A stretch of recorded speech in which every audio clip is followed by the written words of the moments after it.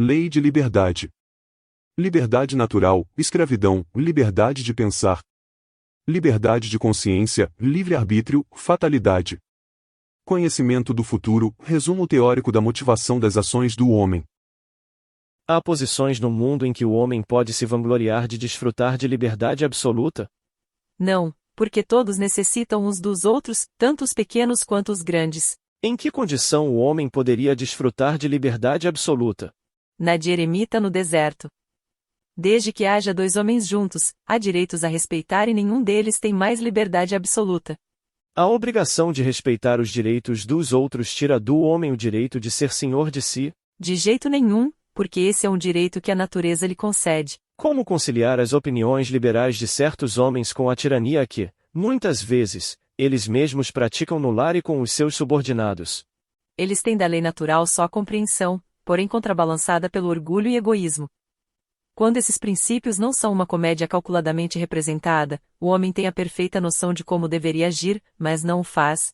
Como serão considerados na vida espiritual os que procederam assim neste mundo? Quanto mais inteligência tem um homem para compreender um princípio, menos é desculpável por não aplicá-lo a si mesmo. Eu vos digo, em verdade, que o homem simples, mas sincero, está mais avançado no caminho de Deus do que aquele que quer parecer o que não é. Há homens que são, por natureza, destinados a ser propriedades de outros homens? Toda sujeição absoluta de um homem a outro é contrária à lei de Deus. A escravidão é um abuso da força e desaparecerá com o progresso, como desaparecerão pouco a pouco todos os abusos. Quando a escravidão faz parte dos costumes de um povo, os que dela se aproveitam são condenáveis, por agirem seguindo um procedimento que parece natural. O mal é sempre o mal e todos os sofismas não farão com que uma má ação se torne boa. Mas a responsabilidade do mal é relativa aos meios de que se dispõe para compreendê-la. Aquele que tira proveito da lei da escravidão é sempre culpado da violação da lei natural, mas, nisso, como em todas as coisas, a culpa é relativa. A escravidão, tendo-se firmado nos costumes de alguns povos, tornou possível ao homem aproveitar-se dela de boa fé, como de uma coisa que parecia natural, mas a partir do momento que sua razão se mostrou mais desenvolvida e, acima de tudo, esclarecida pelas luzes do cristianismo, demonstrando que o escravo é um ser igual diante de Deus, não há mais desculpa que justifique a escravidão. A desigualdade natural das aptidões não coloca algumas raças humanas sob a dependência de outras mais inteligentes? Sim, mas para erguê-las e não para embrutecê-las ainda mais pela escravidão. Os homens têm considerado durante muito tempo algumas raças humanas como animais de braços e mãos e se julgaram no direito de vendê-los como animais de carga. Eles acreditam possuir um sangue mais puro, insensatos que veem apenas a matéria. Não é o sangue que é mais ou menos puro, mas o espírito. Há homens que tratam seus escravos com humanidade, que não lhes deixam faltar nada e pensam que a liberdade até os exporia a piores privações. O que dizeis deles? Digo que esses cuidam melhor de seus interesses. Tem também muito cuidado com seus bois e cavalos, para tirar mais proveito deles no mercado. Não são tão culpados quanto os que os maltratam, mas dispõem deles como de uma mercadoria ao impedir o direito de serem livres. Há no homem alguma coisa livre de qualquer constrangimento e da qual desfruta de uma liberdade absoluta? É pelo pensamento que o homem desfruta de uma liberdade sem limites, porque o pensamento desconhece obstáculos. Pode-se deter seu voo, mas não aniquilá-lo. O homem é responsável por seu pensamento? É responsável diante de Deus, somente Deus, podendo conhecê-lo, o condena ou o absolve segundo sua justiça. A liberdade de consciência é uma consequência da de pensar? A consciência é um pensamento íntimo que pertence ao homem, como todos os outros pensamentos. O homem tem direito de colocar obstáculos à liberdade de consciência? Não, nem à liberdade de pensar. Pertence apenas a Deus o direito de julgar a consciência. Se os homens regulam por suas leis as relações de homem para homem, Deus, pelas leis da natureza, regula as relações do homem com Deus. Qual o resultado dos obstáculos postos à liberdade de consciência? Constranger os homens a agir de modo diferente do que pensam, torná-los hipócritas. A liberdade de consciência é uma das características da verdadeira civilização e do progresso. Toda crença é respeitável mesmo que seja notoriamente falsa? Toda crença é respeitável quando é sincera e conduz à prática do bem. As crenças condenáveis são as que conduzem ao mal. É repreensível escandalizar na sua crença aquele que não pensa como nós? É falta de caridade e ofende a liberdade de pensamento. Será atentar contra a liberdade de consciência e impor restrições às crenças que provocam problemas à sociedade? Podem-se reprimir os atos, mas a crença íntima é inacessível. Deve-se, em respeito à liberdade de consciência, deixar que se propaguem doutrinas nocivas e pode-se, sem prejudicar essa liberdade, procurar trazer de volta ao caminho da verdade aqueles que se perderam ao admitir falsos princípios? Certamente que sim, e até mesmo se deve.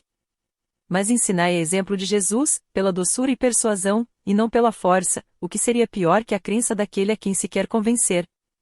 Se há algo que seja permitido impor é o bem e a fraternidade. Mas não acreditamos que o meio de levá-los a admitir seja agindo com violência, a convicção não se impõe. Todas as doutrinas têm a pretensão de ser a única expressão da verdade. Como se pode reconhecer a que tem o direito de se posicionar assim?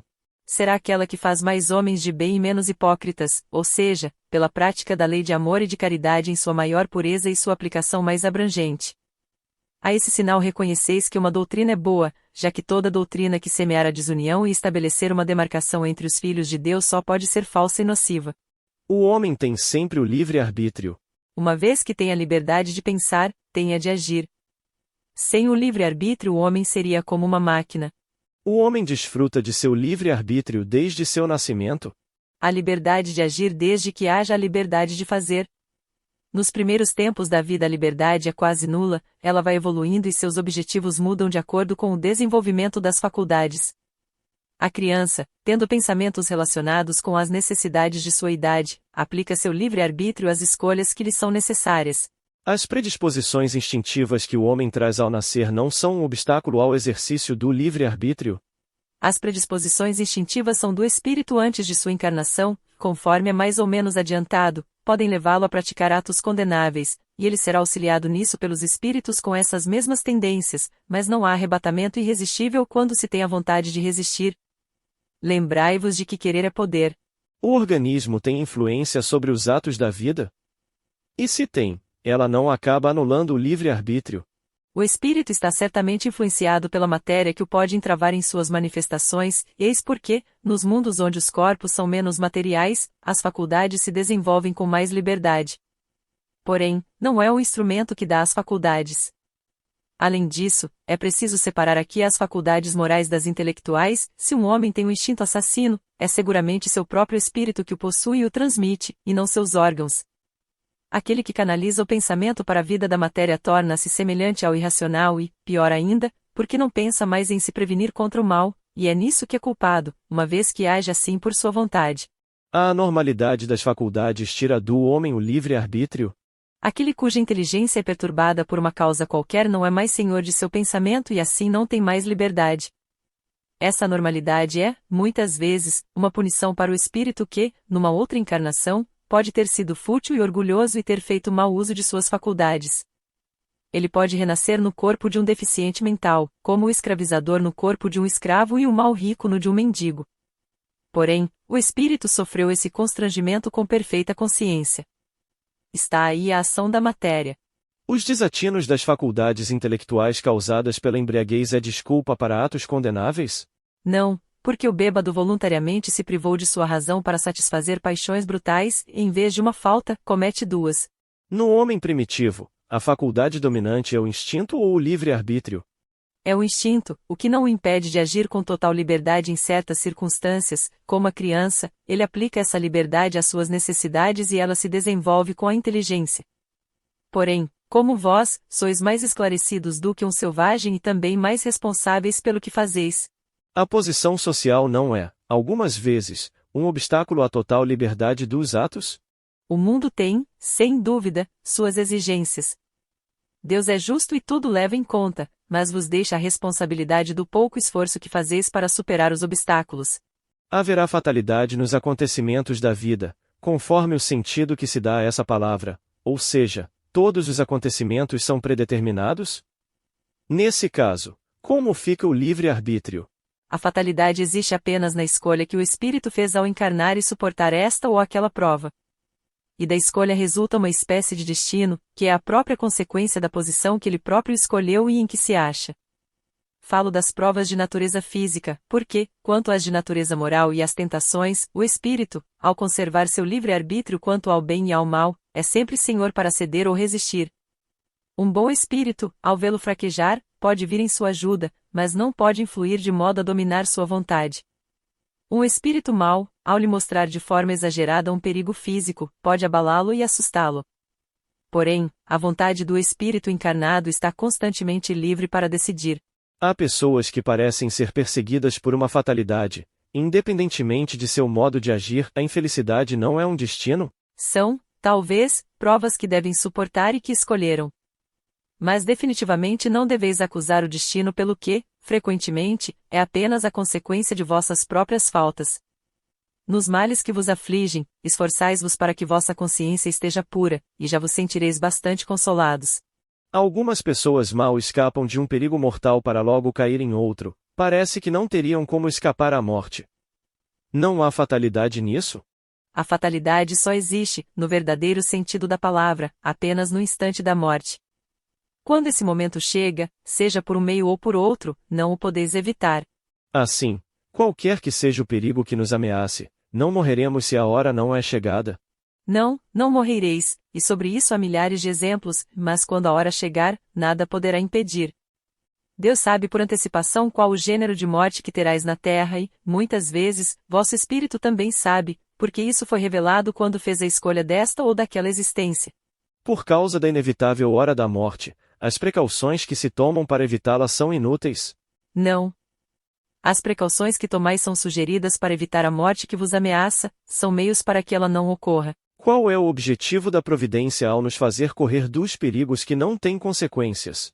Quando vossa vida é colocada em perigo, é uma advertência que vós mesmo desejastes, a fim de vos desviardes do mal e vos tornardes melhor. Quando escapais desse perigo, ainda sob a influência do risco que passastes, refletis seriamente, conforme a ação mais ou menos forte dos bons espíritos sobre vós para vos melhorardes. O mau espírito, voltando à tentação, digo mal subentendendo o mal que ainda existe nele, pensa que escapará do mesmo modo a outros perigos e novamente deixa-se dominar pelas paixões. Pelos perigos que correis, Deus vos lembra de vossa fraqueza e a fragilidade de vossa existência. Se examinardes a causa e a natureza do perigo, vereis que, muitas vezes, as consequências são a punição de uma falta cometida ou de um dever não cumprido. Deus vos adverte assim para vos recolherdes em vós mesmos e vos corrigirdes. O espírito sabe por antecipação como desencarnará? Sabe que o gênero de vida escolhido o expõe a desencarnar mais de uma maneira do que de outra. Sabe igualmente quais as lutas que terá de enfrentar para evitá-la e, se Deus o permitir, não fracassará. Há homens que enfrentam os perigos dos combates com a convicção de que sua hora não chegou. Há algum fundamento nessa confiança? Frequentemente, o homem tem o pressentimento de seu fim, como pode ter o de que não morrerá ainda. Esse pressentimento vem por meio dos seus protetores, que querem adverti-lo para estar pronto para partir, ou estimulam sua coragem nos momentos em que é mais necessária. Pode vir ainda pela intuição que tem da existência escolhida, ou da missão que aceitou e sabe que deve cumprir. Por que os que pressentem a morte a temem menos que os outros? É o homem que teme a morte e não o espírito, aquele que a pressente pensa mais como espírito do que como homem, ele a compreende como sua libertação e a espera. Se a morte não pode ser evitada, ocorre o mesmo com todos os acidentes que nos atingem no decorrer da vida? Frequentemente esses acidentes são pequenas coisas para as quais podemos vos prevenir e, algumas vezes, fazer com que as eviteis, dirigindo o vosso pensamento, porque não gostamos de vos ver sofrer, mas isso é de pouca importância para a vida que escolhestes. A fatalidade, verdadeiramente, consiste apenas na hora em que deveis nascer e morrer. Há fatos que, forçosamente, devam acontecer e que a vontade dos espíritos não podem afastar? Sim, mas vós, antes de encarnar, vistes e pressentistes quando fizestes vossa escolha. Entretanto, não acrediteis que tudo o que acontece está escrito, como se diz. Um acontecimento é, muitas vezes, a consequência de um ato que praticastes por livre vontade, caso contrário o acontecimento não teria ocorrido. Se queimais o dedo, é consequência de vossa imprudência e ação sobre a matéria. Apenas as grandes dores, os acontecimentos importantes que podem influir na evolução moral, são previstos por Deus, já que são úteis para vossa depuração e instrução. O homem, por sua vontade e ações, pode fazer com que os acontecimentos que deveriam ocorrer não ocorram, e vice-versa? Pode, desde que esse desvio aparente caiba na ordem geral da vida que escolheu. Depois, para fazer o bem, como é seu dever e único objetivo da vida, ele pode impedir o mal, especialmente aquele que poderia contribuir para um mal maior. O homem que comete um homicídio sabe, ao escolher sua existência, que se tornará um assassino? Não. Sabe que, escolhendo uma determinada espécie de vida, poderá ter a possibilidade de matar um de seus semelhantes, mas não sabe se o fará porque há nele, quase sempre, uma decisão antes de cometer qualquer ação. Portanto, aquele que delibera sobre uma coisa é sempre livre para fazê-la ou não. Se o espírito soubesse antecipadamente que, como homem, deveria cometer um assassinato, é porque isso estava predestinado. Sabei que ninguém foi predestinado ao crime e todo crime, como todo e qualquer ato, é sempre o resultado da vontade e do livre-arbítrio. Além disso, confundi sempre duas coisas bem distintas, os acontecimentos materiais da vida e os atos da vida moral. Se algumas vezes existe fatalidade, é nos acontecimentos materiais cuja causa está fora de vós e são independentes de vossa vontade. Quanto aos atos da vida moral, esses emanam sempre do próprio homem, que sempre tem, consequentemente, a liberdade de escolha. Para esses atos, nunca existe fatalidade. Existem pessoas para as quais nada sai bem e que um mau gênio parece perseguir em todas as suas ações. Não está aí o que podemos chamar de fatalidade? É uma fatalidade, se quiserdes chamar assim, mas é decorrente da escolha que essa pessoa fez para a presente existência, porque há pessoas que quiseram ser provadas por uma vida de decepção, para exercitar sua paciência e sua resignação. Não acrediteis, entretanto, que essa fatalidade seja absoluta, muitas vezes é o resultado do falso caminho que tomaram e que nada tem a ver com sua inteligência e suas aptidões. Aquele que deseja atravessar um rio a nado sem saber nadar tem grande probabilidade de se afogar, assim é com a maioria dos acontecimentos da vida. Se o homem somente empreendesse coisas compatíveis e de acordo com suas capacidades, quase sempre teria êxito. O que faz com que se perca é seu amor próprio e sua ambição, que o fazem sair de seu caminho e o induzem a considerar como vocação o desejo de satisfazer certas paixões. Ele fracassa e é por sua culpa, mas, em vez de admiti-la espontaneamente, prefere acusar sua estrela. Seria melhor ter sido um bom trabalhador e ganho honestamente a vida do que ser um mau poeta e morrer de fome. Haveria lugar para todos, se cada um soubesse se colocar em seu lugar. Os costumes sociais não obrigam o homem a seguir determinado caminho em vez de outro, e ele não está submetido ao controle da opinião geral na escolha de suas ocupações? O que se chama de respeito humano não é um obstáculo ao exercício do livre-arbítrio.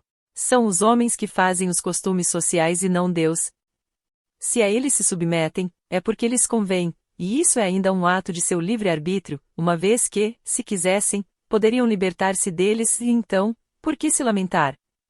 Não são os costumes sociais que devem acusar, mas seu tolo amor próprio, que os leva a preferir morrer de fome a abandoná-lo.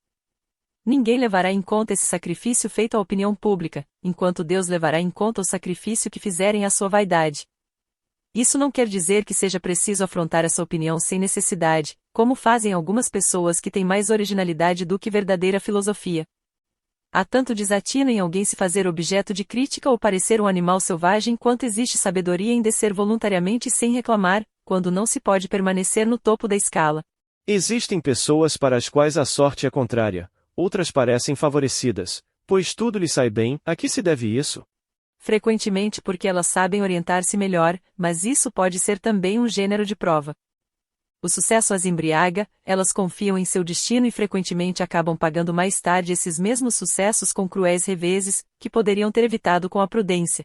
Como explicar a sorte que favorece certas pessoas nas circunstâncias em que nem a vontade nem a inteligência interferem? O jogo, por exemplo. Alguns espíritos escolheram antecipadamente certas espécies de prazer, a sorte que os favorece é uma tentação. Quem ganha como homem perde como espírito, é uma prova para seu orgulho e sua cobiça. A fatalidade que parece marcar os destinos materiais de nossa vida seria, também, o efeito de nosso livre-arbítrio? Vós mesmos escolhestes vossa prova, quanto mais for rude melhor a suportardes, mais vos elevareis. Aqueles que passam a vida na abundância e na felicidade humana são espíritos fracos, que permanecem estacionários. Assim, o número de desafortunados ultrapassa em muito dos felizes neste mundo, já que os espíritos procuram, na maior parte, a prova que será mais proveitosa. Eles veem muito bem a futilidade de vossas grandezas e prazeres. Aliás, a vida mais feliz é sempre agitada, sempre inquieta, apesar da ausência da dor.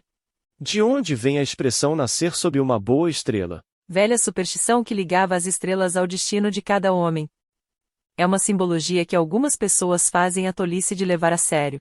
O futuro pode ser revelado ao homem? Em princípio, o futuro é desconhecido e apenas em casos raros ou excepcionais Deus permite que seja revelado.